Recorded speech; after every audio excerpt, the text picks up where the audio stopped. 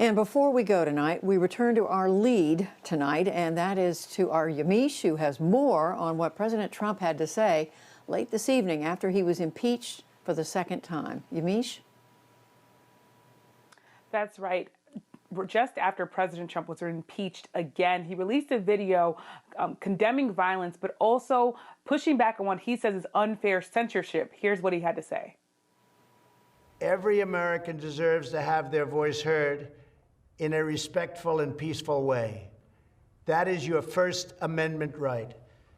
But I cannot emphasize that there must be no violence, no law breaking, and no vandalism of any kind.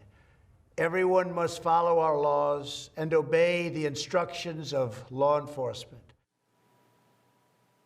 Now, this is the president saying things that people, including Democrats and Republicans, wanted him to say months ago. He doesn't mention President-elect Joe Biden becoming the next president. He also doesn't mention impeachment. People that I've talked to say this is really too little, too late. One person I talked to, a former Trump campaign advisor, said that he was harassed at an airport for hearing and telling someone that Vice President Pence did the right thing by not pulling back on the election count.